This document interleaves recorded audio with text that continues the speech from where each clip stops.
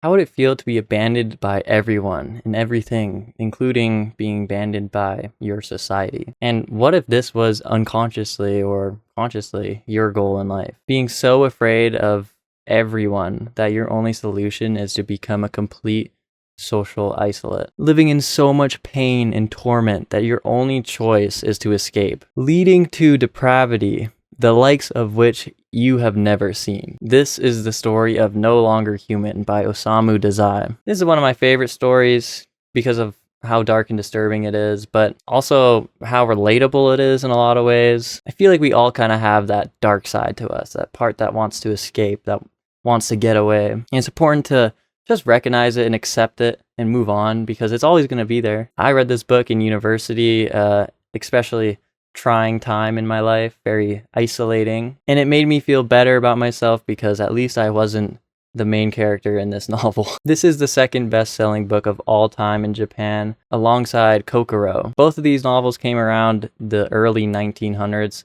It's crazy how relevant they still are. I'm suggesting now that you skip this video and just read the book because it is really, really good, and then come back. But this is the first time I've actually walked through a story step by step, and I just want to recognize the value that this content has. But I do actually hope you buy the book and read it yourself because there's just no replacement for that experience. With all that said, I am so excited to share with you one of my favorite stories of all time, No Longer Human by Osamu Dazai.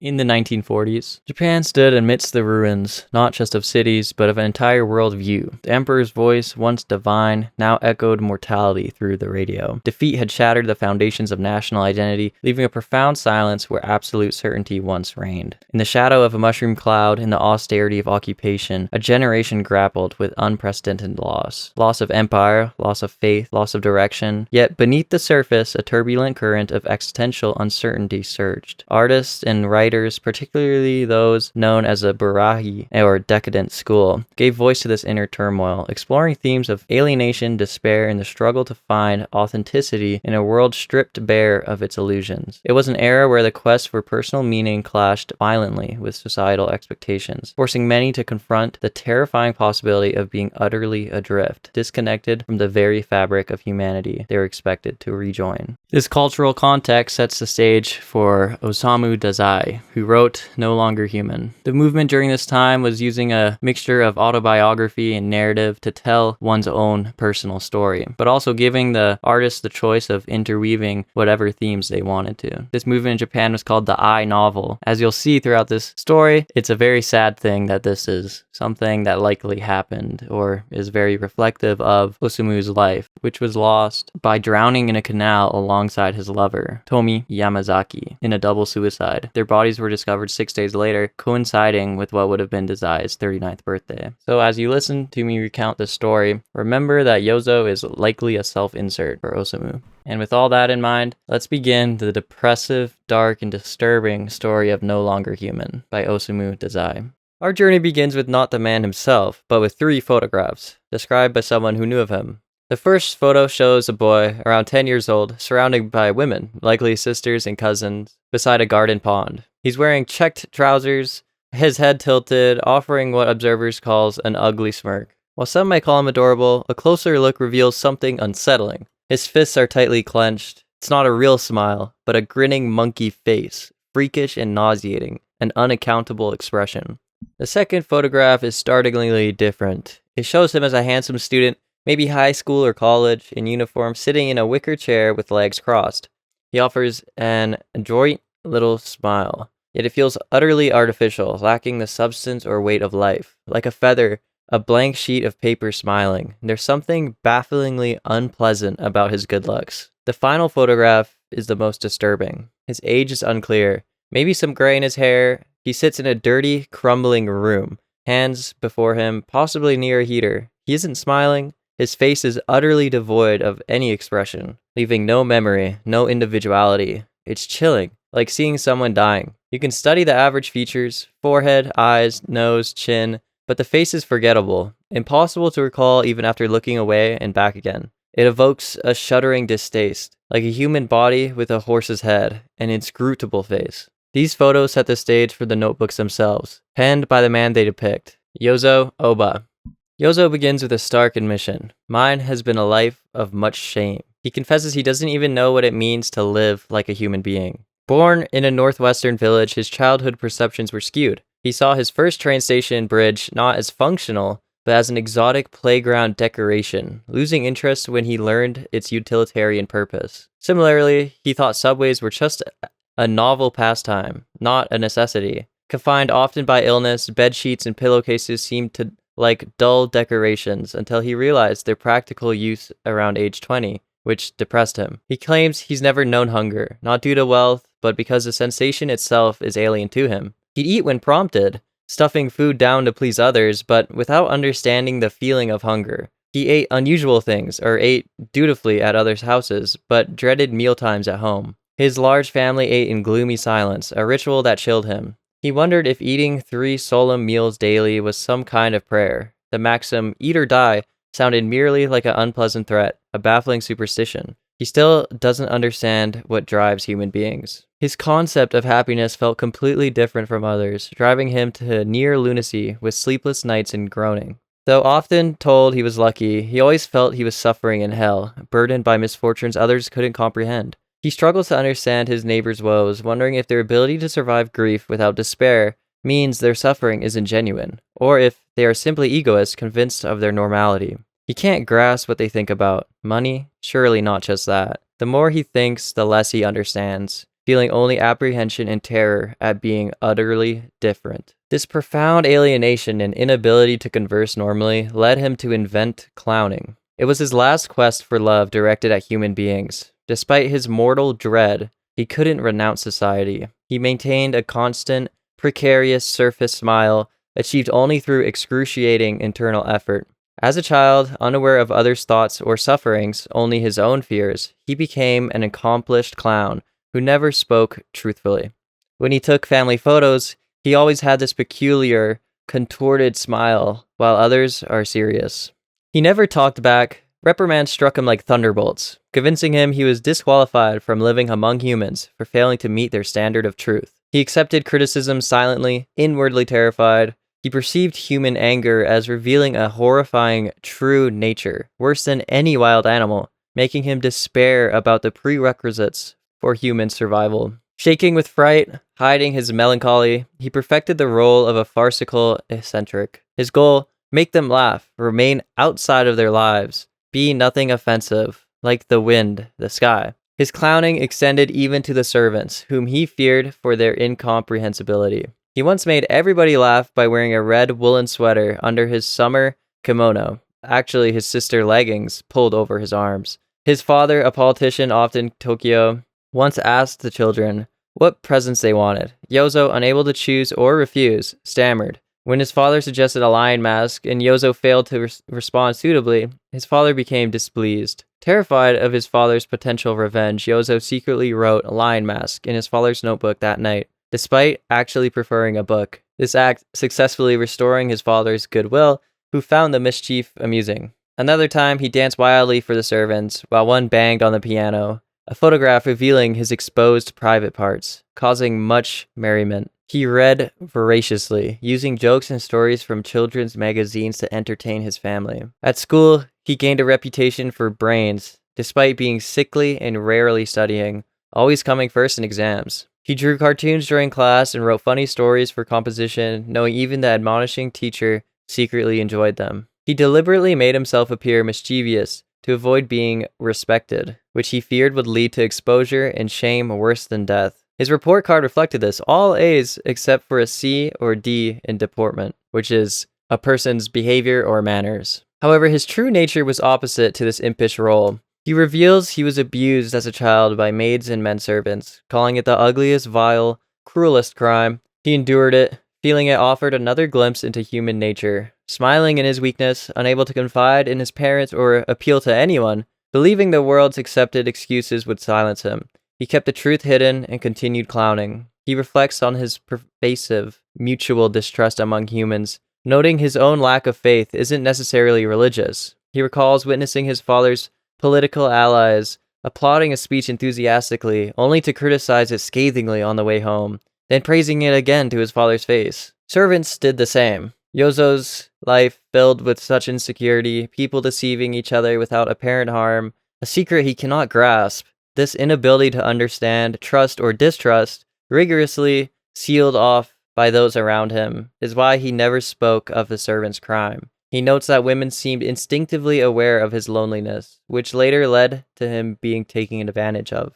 The second notebook. Yozo attends high school in a town by the sea, marked by cherry trees whose blossoms scatter onto the beach playground. He lives with relatives near the school. He finds living away from home more agreeable, perhaps because his clowning is now second nature, or because performing for strangers is easier than for family. His acting talents mature, he can easily make classmates and even teachers laugh. Just as he relaxes his guard, he is stabbed in the back by a student named Takeshi, a puny, clumsy, academically poor classmate he hadn't considered a threat. During physical training, Yozo deliberately misses the horizontal bar in a planned fall, making everyone laugh. Takeshi sees this, approaches him and murmurs, "You did it on purpose." This exposure throws Yozo into terror, fearing Takeshi will reveal his secret. He decides he must either persuade Takeshi that his antics are genuine, become his friend, or pray for his death. Killing him never occurs to Yozo. He feels it might even bring his adversary happiness. Yozo tries to befriend Takeshi, putting his arm around him, inviting him over, but Takeshi remains blank. One rainy day, Yozo shares his umbrella and brings Takeshi to his lodgings. Discovering Takeshi's ears are running with pus, Yozo cleans them tenderly. Takeshi, unaware of Yozo's scheming, compliments him. "I'll bet lots of women will fall for you." Yozo finds the phrase "to fall for" vulgar and farcical, destroying melancholy. Yet he admits he already had a faint inkling to this prophecy. He reflects that women are harder to understand than men, different creatures who have always inexplicitly looked after him rather than loved him. Women who also demanded more of his clowning, laughing insatiably. His female cousins would often visit his room, demanding antics. They made him wear glasses, laughing like he was Harold Lloyd. He studies Lloyd's films secretly. The older cousin once bursts hysterically, begging Yozo to run away with her, but he calms her by offering a peeled persimmon and lending her a book.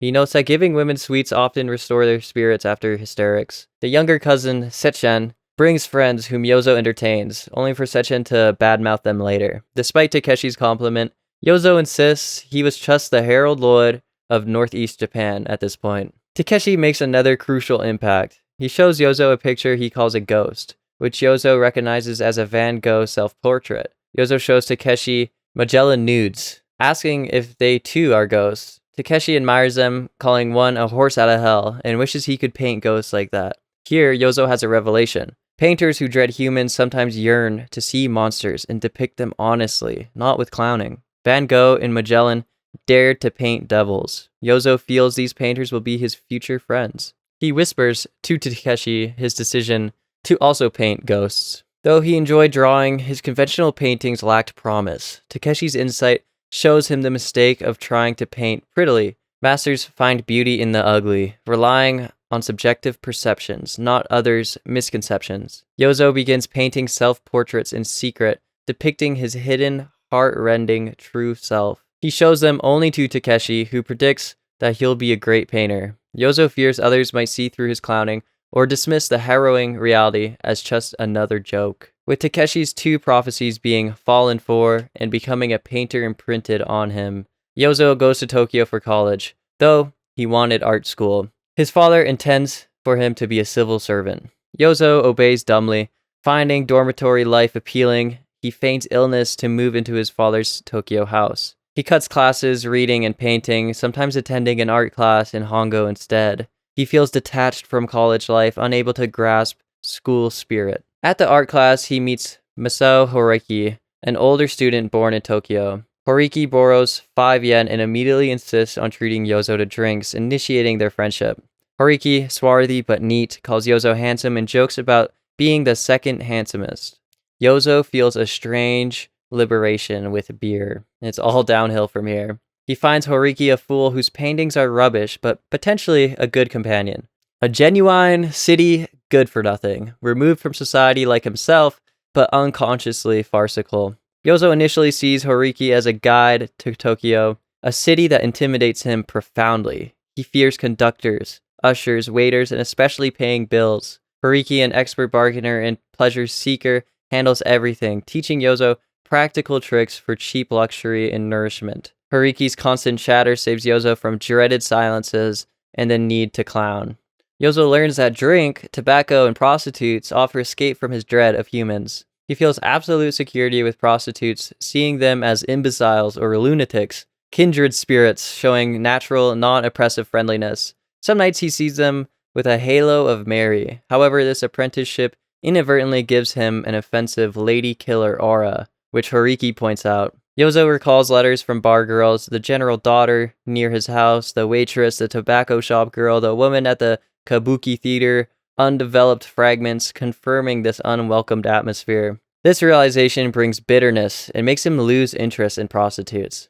Horiki also introduces Yozo to a secret communist meeting, a reading society. Likely just another site for Horiki. Yozo finds the Marxist economics lecture obvious, but feels something deeper, more frightening lurks in human hearts beyond economics. Terrified by this element, he assents to materialism, but finds no relief from his dread. He attends meetings regularly, amused by the comrades' seriousness over elementary theories. He uses antics to lighten the mood, becoming popular. He deceives them. He's not a comrade, but attends because the irrationality feels more soothing than the logical world. He identifies with social outcasts, feeling he's been one since birth. Tortured by a criminal consciousness, the underground movement atmosphere appeals to him, not its aims. Horiki attends only once. Yozo, considering promising, performs dangerous, which is actually trivial, missions with unruffled assurance. Never suspected by the police, which he calls dogs, he feels prison might be pleasanter than this nightly hell. His father sells his Tokyo house, and Yozo moves to a gloomy lodgings in Hago. Facing financial ruin, his allowance disappears quickly. He sends fabricated letters home begging for money and starts pawning things. Terrified of being alone, he throws himself into the movement's increasingly demanding activities, neglecting school and painting. In November of his second year, school reports poor attendance to his father, leading to a stern letter from his brother. The lack of money and frantic movement work, now leader of Central Tokyo student groups, overwhelm him, carrying a small knife for a potential uprising. Wishing only to drink himself into stupor, he feels trapped. Annoyed at the unforeseen consequences of his joke involvement, he decides to escape by killing himself. 3 women show affection. The landlord's daughter, who visits his room pretexting letter writing but clearly wanting attention, forces him into strained clowning. The comrade student, who calls herself his sister, buys him gifts he dislikes and pursues him relentlessly, leading to a night of wild tumult after he kisses her to make her leave. And finally, a waitress at the Ginza Cafe. He feels bound to the first 2 by some ancient debt due to his lack of assurance. One day, seeking refuge in a big Ginza cafe, he tells the hostess, Tsuneko, he has only 10 yen. Her calm reply, "You needn't worry," strangely soothes his agitation. He feels no need to clown with her, drinking in his natural gloom. She stands isolated, like him, enveloped in a silent current of misery. Lying beside her later in her room, her misery mingles with his gloom, bringing a night of liberation and happiness, a word he notes he won't use again affirmatively. But morning brings back the clown. Fearing happiness itself, impatient to leave before getting wounded, he jokes about love flying out the window when poverty enters, explaining it means the man shakes off the woman when he's broke. He doesn't see Tsuneko for a month, his happiness fading, replaced by fear of the bond her kindness created. Even her paying the cafe bill weighs on him. He avoids the Ginza, timid about meeting a woman he slept with, baffled by women's ability to compartmentalize. Late November, drinking with Horiki, penniless, but pressured for more, Yozo drunkenly boasts he'll take Horiki to the land of dreams, the Ginza Cafe, relying on Tsuneko. Horiki crudely declares he's starved for a woman and will kiss whoever sits next to him. At the cafe, Tsuneko sits beside Horiki. Yozo is shocked, feeling sorry for Tsuneko's impending humiliation, but resigns himself meekly. But Horiki scowls, refusing to kiss such a poverty-stricken woman. This realization that Tsuneko is seen as a wretched strikes Yozo like a thunderbolt. He drinks himself unconscious, feeling pity and a burgeoning love for his fellow sufferer. He wakes in Tsuneko's room. She asks if he was serious about poverty driving love away, wondering if she could work for him. Towards dawn, she proposes death. Weary of life's dreads, money, the movement, women, studies, Yozo easily consents, though it feels unreal. The next morning in Asakusa, asked to pay for milk. Yozo finds only 3 copper coins in his wallet. The horror and humility solidify his resolve to die.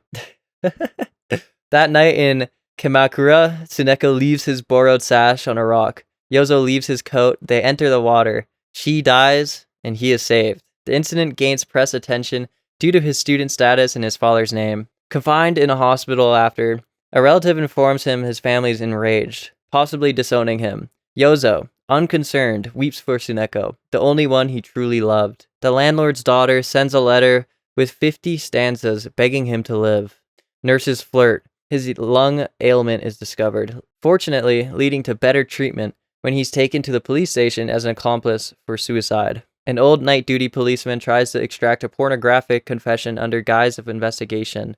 Yozo plays along, feigning simplicity. The police chief, younger and more direct, notes Yozo's handsomeness is his mother's fault. During his examination, Yozo fakes coughing blood, it's from a pimple, to gain advantage. He calls Flatfish, his father's henchman and antique dealer, to act as a guarantor. Tied with rope, he feels relieved, almost agreeable, being treated as a criminal. A disaster occurs during the district attorney's examination. Facing this intelligent, honest-looking man, Yozo lets his guard down. He again fakes a bloody cough. The attorney asks quietly, "Was that real?" The gentle contempt devastates Yozo more than Takeshi's exposure. He feels he'd prefer prison. The charge is suspended, but brings no joy, only wretchedness as he waits for Flatfish. The Third Notebook, Part 1. Takeshi's prophecy about women came true. The one about becoming a great painter failed. Yozo is now just a second-rate cartoonist for cheap magazines. Expelled from college, he lives in Flatfish's house, supported by secret funds from his brothers. Flatfish, now humorless and contemptuous, forbids him to leave, fearing another suicide attempt. Yozo lives like a half-wit, reading old magazines, losing even the energy for suicidal thoughts. Flatfish runs a dubious antique business, leaving a boy, possibly his illegitimate son, to mind the shop. Yozo endures lectures from the boy meekly. One evening, Flatfish offers sake and asks about Yozo's future plans. Flatfish speaks circumlocuously about rehabilitation, depending on Yozo showing serious resolve, offering vague help, but stressing his own limited means. Yozo, irritated by the lack of clarity, unaware money is actually available from home, finally says he wants to be a painter. Flatfish laughs craftily, a laugh revealing the nadir of adult life, dismissing the idea and telling Yozo to think seriously. Feeling burdened and pained by dependence, Yozo runs away the next morning, leaving a note saying he's consulting Horiki about his future, an embellishment born of fear and the desire to please, not a real plan. He reflects on his lack of true friends, his terror of visiting others, his fear even of acquaintances. Having nowhere else to go, he ironically decides to actually visit Horiki, filled with dread. Horiki reveals an icy, crafty egoism. He's possessive about his meager belongings, treats Yozo coldly, and acts the dutiful son towards his mother while eating watery jello with gusto. Yozo feels utterly deserted, dismayed by the sharp division between Horiki's home life and outside persona. Horiki tries to dismiss Yozo, citing an appointment. Just then, a woman journalist, Shuzuko, arrives to collect an illustration. A telegram from Flatfish arrives, revealing Yozo ran away. Shizuko, hearing Yozo lives nearby, takes an interest. Yozo ends up living with Shizuko, a 28-year-old widow, and her 5-year-old daughter, Shigeko, becoming a kept man.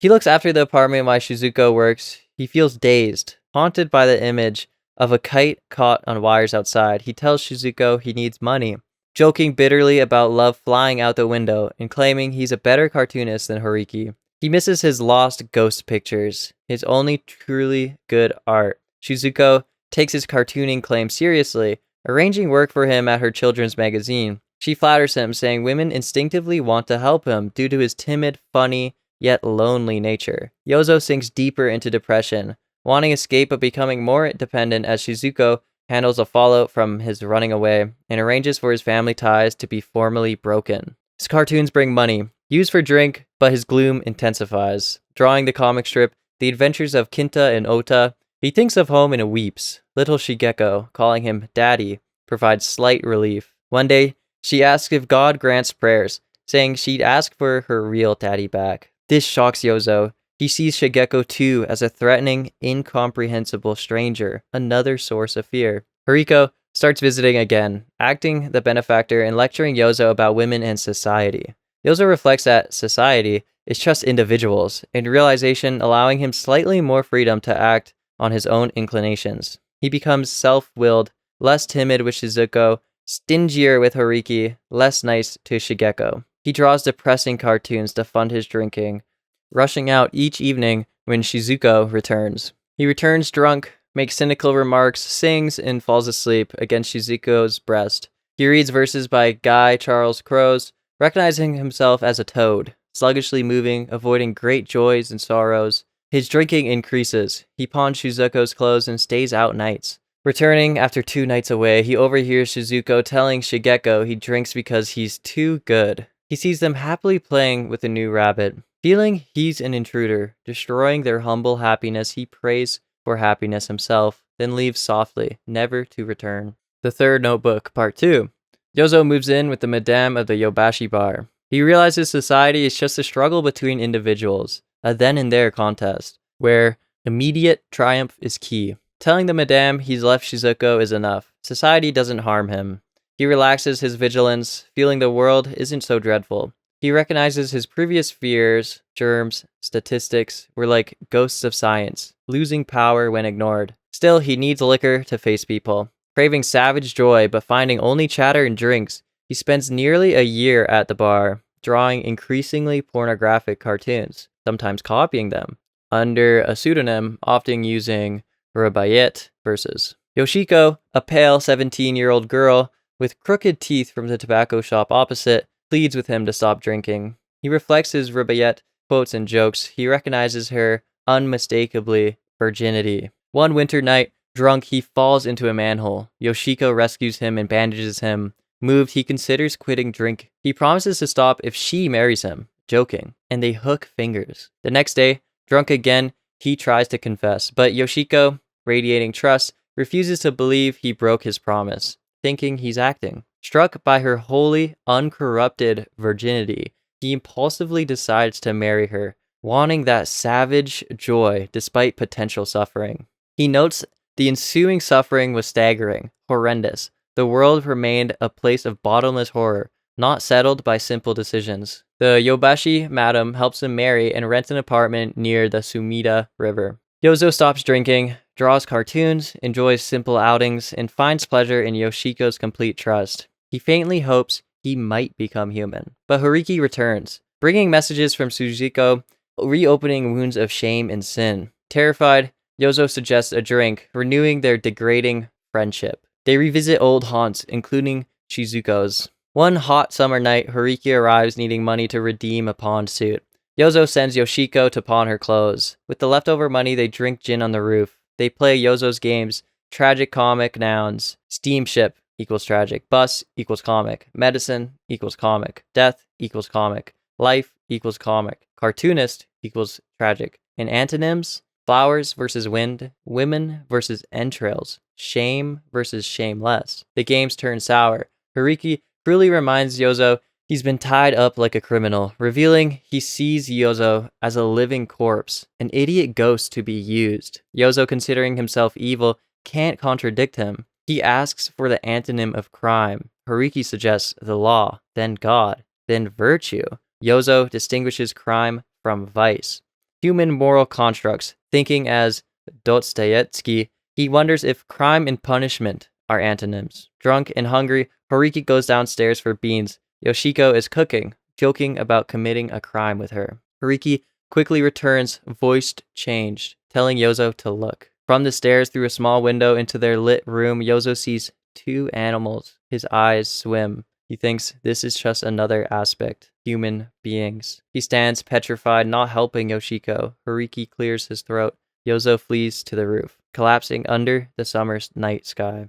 He feels not fury or sadness, but overpowering ancestral fear, like encountering a god's body. His hair turns gray from that night. He loses all confidence, doubts everyone, abandons hope, joy, sympathy. It's the decisive incident, a wound between his eyebrows. Hariki leaves, telling Yozo to forgive Yoshiko. Yozo weeps bitterly. Yoshiko appears with beans, saying the man, an illiterate shopkeeper who commissioned cartoons, promised he wouldn't do anything. Yozo tells her not to speak, that she didn't know enough to distrust. They eat beans together. Yozo reflects, is trustfulness a sin? He's less hateful towards the shopkeeper than Horiki, who delayed warning him. He feels as though everything is his own fault. Lacking authority, he cannot forgive nor condemn. He believes that Yoshiko is violated because of her immaculate trustfulness, the virtue he praised. Doubting this virtue, he loses all comprehension. He resorts to drink, and his appearance coarsens.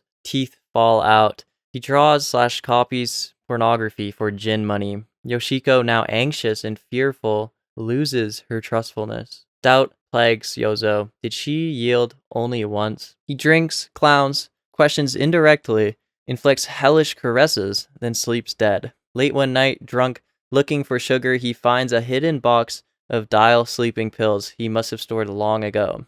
Quietly, he takes the entire lethal dose. He lies as if dead for 3 days. Waking, he weeps, murmuring, I'm going home. Flatfish is there, complaining Yozo always tries suicide at year's end. Yozo begs the Yobeshi madam to take him from Yoshiko, then makes the idiotic slip. I'm going somewhere where there aren't any women. Flatfish guffaws, agreeing it's an excellent idea. Yoshiko, thinking he attempted suicide for her sin, becomes more anxious. Yozo finds home oppressive, drinks, loses weight. Using money from Flatfish sent by his brothers, he goes to Izu hot springs, but drinks instead of recuperating, returning sicklier. Back in Tokyo, during heavy snow, drunk, wandering the Ginza, he vomits blood for the first time, creating a rising sun flag in the snow. He feels his unhappiness stems from his own vices, and with no way to fight society, he decides he needs medicine. He enters a pharmacy and locks eyes with the proprietress,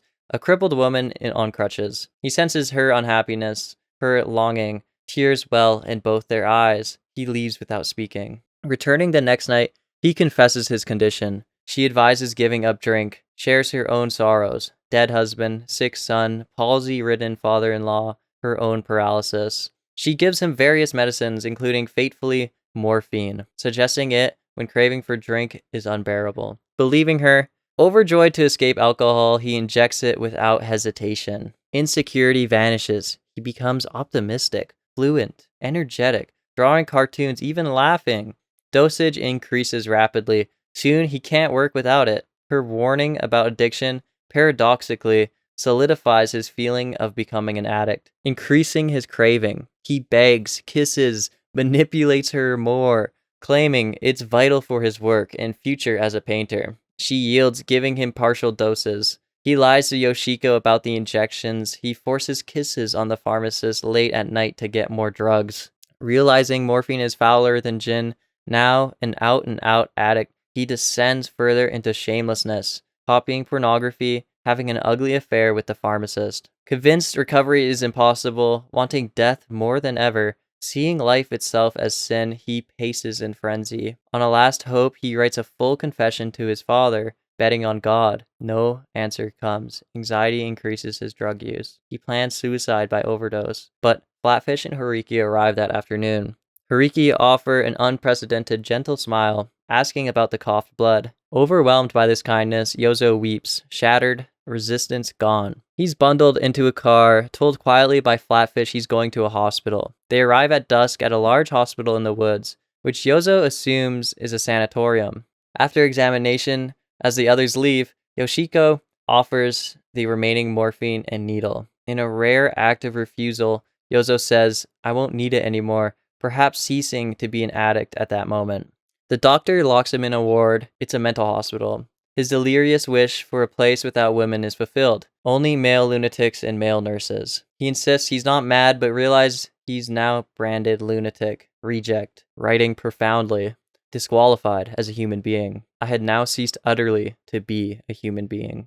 After 3 months, his elder brother and Flatfish arrive to take him out. His brother informs him that his father died the previous month. They will now support him financially, asking nothing but he leave Tokyo immediately for convalescence in the country. Flatfish will handle his commitments. The news eviscerates Yozo. The familiar, frightening presence is gone. His vessel of suffering feels empty. He's lost even the ability to suffer. His brother provides a dilapidated house near the hot spring village and an ugly 60-year-old servant, Tetsu. 3 years pass. He is sometimes violated by Tetsu. They sometimes quarrel. His health fluctuates. One day, asking Tetsu for sleeping pills, she brings back a laxative instead. Taking 10 pills lead to diarrhea. Considering complaining, he instead bursts out laughing.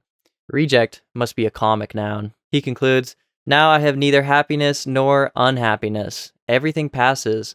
That is the one and only thing I have thought resembled a truth. Everything passes. He is 27, hair much grayer, looking over 40. Epilogue.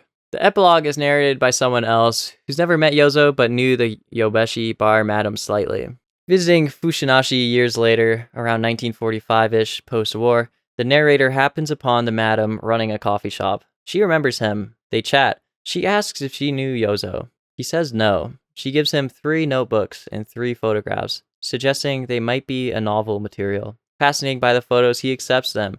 After spending the night reading the notebooks at a friend's house, he decides they should be published as is. Returning to the coffee shop, he asks to borrow the notebooks. The madame reveals Yozo sent them anonymously about 10 years prior. She doesn't know if he's alive.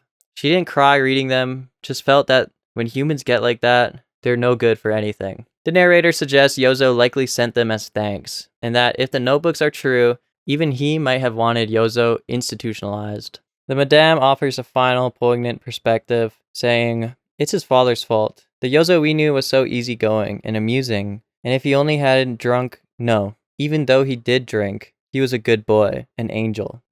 And so concludes the account found in the notebooks of Yozo Aba, a life marked by profound alienation, desperate clowning, and a tragic quest for understanding in a world he could never comprehend. A man disqualified, yet perhaps, in the eyes of one who knew him, an angel after all. The people, the earth, its center. Yozo is defined by a profound and paralyzing fear of human beings. This fear seems rooted in an inability to comprehend others' motives and emotions, coupled with a terror of judgment, conflict, and exposure. He possesses an extreme passivity, finding it nearly impossible to refuse others or assert his own desires. This leads to constant internal conflict. He craves deep connection, but is terrified by the intimacy and vulnerability that it requires. He exhibits a deep-seated sense of shame and self-loathing, viewing himself as inherently flawed, deceptive, and ultimately disqualified. His self-perception is often unreliable, colored by morbid introspection and a tendency to interpret events in the most negative light possible. He struggles with identity, constantly performing rather than simply being. Clowning is Yozo's primary defense against the fear of humans. Involves calculated absurdity, wearing leggings at a sweater, feigned innocent, the spittoon incident, deliberate failure, missing the horizontal bar, and a constant joking to deflect seriousness and prevent offense. Its purpose is multifaceted, to make others laugh and thus tolerate his presence, to avoid genuine interaction and to prevent the exposure of his true self, and to manage his own terror. While often effective in gaining superficial popularity, clowning is emotionally draining and prevents authentic connection. It reinforces his sense of being a fraud, a malignant self-defense mechanism that keeps him from what he really desires, connection. Takeshi represents the terrifying potential for exposure. His simple observation, "You did it on purpose," shatters Yozo's carefully constructed facade. Later, Takeshi inadvertently steers Yozo towards art by misinterpreting Van Gogh as ghost pictures, offering a brief alternative mode of connection. Hariki is a complex foil against Yozo, who begins as a guide to Tokyo's underworld, but he embodies a different type of societal detachment, unconscious, exploitative egoism. Their relationship is marked by mutual contempt, yet constant association, highlighting Yozo's inability to to sever damaging ties. Haruki constantly misinterprets or dismisses Yozo's true nature and ultimately betrays him during the incident with Yoshiko, when he, instead of stopping the abuse towards Yoshiko, instead drags Yozo over to show him. Tsuneko represents a fleeting moment of genuine connection based on shared misery and isolation. Her death following their suicide pact deeply affects Yozo. Quote, "Of all people I had ever known, Tsuneko really was the only one I loved, though his memory of her fades. Shizuko offers stability and support, but Yozo feels trapped in the role of a kept man, his depression deepening despite professional success. Her daughter, Shigeko's innocent remark exposes his inadequacy, ultimately prompting his departure. Yoshiko embodies immaculate trustfulness. Her violation is catastrophic, not just for her, but for Yozo's fragile ability to believe in virtue. Her subsequent fear and anxiety reflect the destruction of trust, intensifying Yozo's despair and driving him further into addiction. Flatfish symbolizes manipulative societal authority. Initially a guarantor, he becomes Yozo's stern guardian. Using long-winded explanations and emotional pressure, his actions, while perhaps intended partly for Yozo's benefit, as dictated by the family, are perceived by Yozo as contemptuous and controlling, ultimately triggering Yozo's flight. Yozo's narrative is overwhelmingly one of decline. While he develops more sophisticated methods of clowning and learns superficial techniques for navigating society, his core psychological state deteriorates. Brief periods of attempted stability with Shizuko, or initially Yoshiko, are inevitably followed by relapse, often triggered by Haruki's reappearance or Yozo's own internal pressures. His descent progresses through societal withdrawal, alcohol dependence, morphine addiction, criminal adjacent behavior, i.e. pornography, because it was illegal in Japan at this point, suicide attempts, and finally, institutionalization and profound apathy. There is little textual evidence of any sort of sustained growth or any positive change. Rather, each stage seems to strip away more of his perceived humanity. Throughout the text, there is a plethora of evidence of distress. There's physical manifestations like shaking with fright, trembling, cold sweat, sleeplessness, vomiting blood, premature graying of the hair. There's also emotional/cognitive distress in more of a psychological fear, apprehension, feelings of shame, being disqualified, suicidal ideation and attempts, intense anxiety, quote, almost out of my mind, unquote, profound loneliness, debilitating passivity, paranoid thoughts, and eventual apathy. Also, there's behavioral distress through his compulsive masking via clowning, social avoidance, substance abuse, neglect of responsibilities, and erratic behavior, such as running away, affairs, and pawning others' clothes. Yozo has problems, man. The novel employs a confessional structure through Yozo's 3 notebooks, framed by a prologue and epilogue, narrated by an unnamed observer. This structure is crucial. First-person confession, Yozo's direct narration provides intimate access to his tormented psyche, fostering a degree of empathy despite his often repellent behavior. However, it also makes him inherently unreliable narrator. His perceptions are filtered through intense fear, self-loathing, and potential delusion. The reader only sees the world and other characters through his distorted lens. The framing narrative. The prologue, describing 3 photographs, immediately establishes Yozo as enigmatic and disturbing, creating distance and skepticism before his own narrative even begins. The epilogue provides the only external perspective on Yozo, offering the contrasting judgment of the bar madame, quote, he was an angel, unquote, which complicates the reader's final assessment and underscores the ambiguity of Yozo's character and the limitations of his self-portrayal. Yozo's narrative tone is complex and shifts, but is generally characterized by detachment and self-deprecation, brutal honesty, fatalism and resignation, and underlying terror.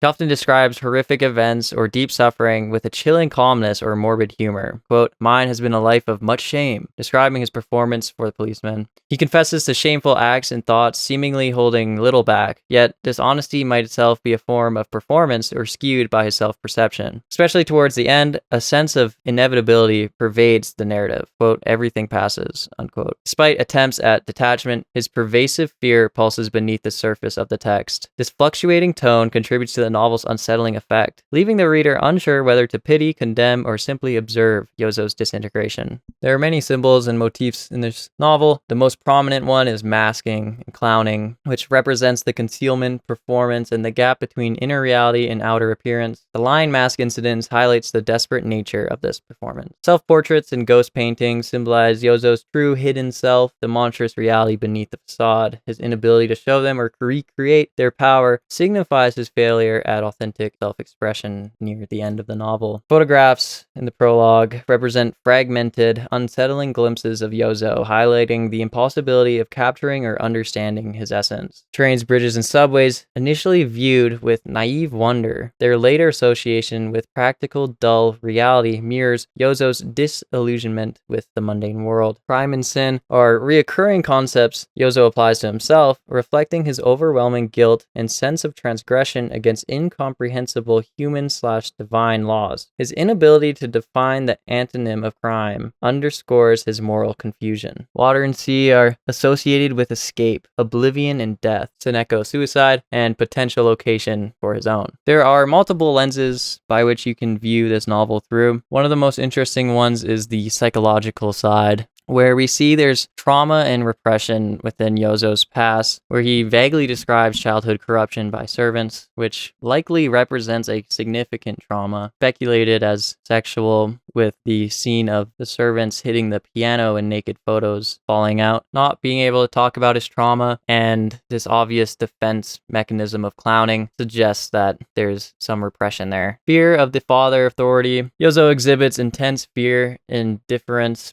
towards his father and other authority figures like teachers, police, that district attorney, and Flatfish. This suggests unresolved issues related to parental authority or a highly punitive superego. Whenever his father dies, it leaves him feeling empty, suggesting that his father may have played a significant role in his psychological mindset, but not in a good way. His relationships are marked by fear, detachment, exploitation, or brief, idealized connections followed by withdrawal. His view of women as incomprehensible, alternatively nurturing, and terrifying, suggests deep-seated issues with intimacy and trust, possibly stemming from early experiences. And he does have a huge amount of ego because he gets this massive narcissistic injury and shame. His extreme sensitivity to criticism and humiliation, aka Takeshi's exposure and the district attorney, suggests a fragile sense of self, easily wounded. The pervasive theme of shame dominates his self-concept. And finally, madness. While Yozo denies being mad, his narrative details profound psychological distress, alienation, and behaviors that lead to institutionalization. From a psychoanalytical view, his condition could be interpreted through various diagnostic lenses, regardless of his self-assessment. There's also a socio-economic lens you can take to this novel. One is class and alienation. Yozo's affluent background contrasts sharply with his later poverty and life among the marginalized. His inability to comprehend basic needs like hunger or the pragmatism of others initially stems from his privileged upbringing. However, his alienation transcends class. He feels equally estranged from his family, schoolmates, artistic circles, political groups, and lovers. The novel also implicitly critiques the hypocrisy and superficiality Yozo observes in various social strata, particularly the political and familiar spheres. Societal expectations are imposed upon him, contributing to his sense of entrapment. People laugh when he wants to be an artist. Relationships are often portrayed as power struggles. Flatfish exerts control through guardianship and financial leverage. Hariki exploits Yozo financially and emotionally. Yozo himself occupies positions of dependence. Eventually, he redefines society as individual power contests, and this reflects this power dynamic awareness. There's also the conversation around Marxism and ideology. Yozo's involvement with the communist group is portrayed ironically. He's attracted not by ideology, but by the movement's irrationality and its status as underground, finding it a refuge from the logical world he fears. He views the comrades' theoretical discussions as simplistic and fails to grasp economics as the root of human behavior. This suggests a critique of ideological commitment divorced from deeper human complexities, or perhaps Yozo's own inability to engage meaningfully with any system. Then there's the existential lens. Yozo perceives human existence as fundamentally absurd. Social rituals seem meaningless, communication futile, and human motivations incomprehensible. His own life, dominated by nonsensical clowning and self-destructive cycles, embodies this absurdity. His constant fear, quote, apprehension and terror, unquote, can be read as existential angst, a profound anxiety stemming from the confrontation obsession with freedom, meaninglessness, and the terrifying nature of human existence. Yozo constantly avoids making choices or taking responsibility. His passivity, quote, "I could not say no," unquote, is a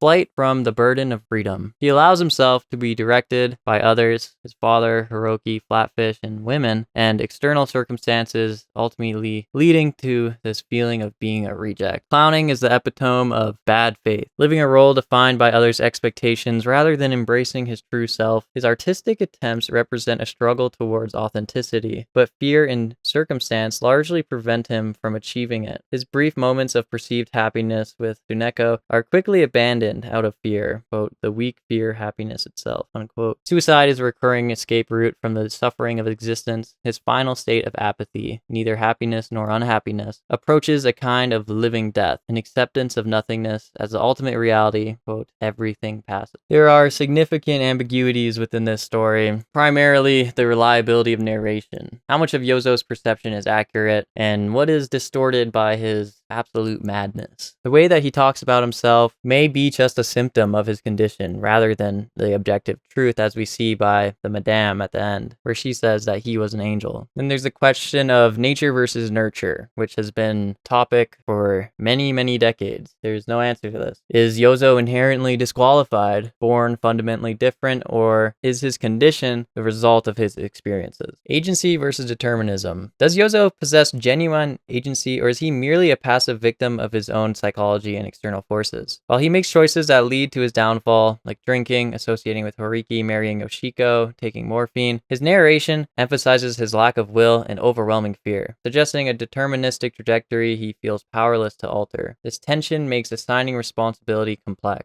I thought this story was really a man abused and traumatized by his early childhood, especially sexually, causes him to become this horrible thing. The natural consequences of being invulnerable, being hard on others and yourself, and fear is a huge problem for Yozo. Fear is what stops him from doing everything in his life. Fear to let others down, fear to let others in. It's all a very, very sick game that fear implements into the human mind. Social isolation and alienation is arguably the novel's central theme. His fear of human beings is visceral. Quote, "I have always shook with fright before human beings," unquote. This fear manifests as an inability to communicate authentically. What should I talk about? How should I say it? I don't know, he says. In a terror of judgment or misunderstanding. His alienation deepens progressively in childhood. It leads to clowning, which is this mask he's developed. And even moments of connection are fraught with the fear of bonds. Ultimately, his institutionalization and final detachment, quote, "Now I have neither happiness nor unhappiness," represent the culmination of this lifelong alienation, solidifying his self-perceived status as disqualified as a human being. The novel is also a raw portrayal of profound psychological suffering. Yozo describes constant apprehension and terror, sleepless nights and agonies that constitute an personal hell. His fear of human interaction, his extreme reactions to criticism, and his pervasive sense of shame suggest deeply seated anxiety and potentially a traumatic response, hinted at by the vague reference to being corrupted by servants in childhood. His suffering is internal and largely incomprehensible to others, even himself, saying, "I simply don't understand." When I first read this novel, I actually didn't even realize he was sexually abused in the beginning. It does make sense when you reread the book and knowing what happens to him later. You question what actually caused this, because people don't end up like this unless something occurs. And this theme is prevalent with Yoshiko. Whenever she's sexually abused, loses that purity that Yozo was talking about and what attracted Yozo to her. Also, Yoshiko 17, and that adds onto the symbol of purity. But Japan, you gotta raise that consent level, man. This is a 20-something-year-old. Raise that up. Yozo escapes this torment through addiction, which becomes the primary coping mechanism. Alcohol initially offers a strange lightness of liberation. Then, tragically, later, morphine provides a more potent escape from insecurity, fretfulness, and timidity. The descent is relentless throughout this novel. An increasing tolerance, dependence for work, pawning possessions, and engaging in degrading acts to obtain drugs. Society's response within the text is largely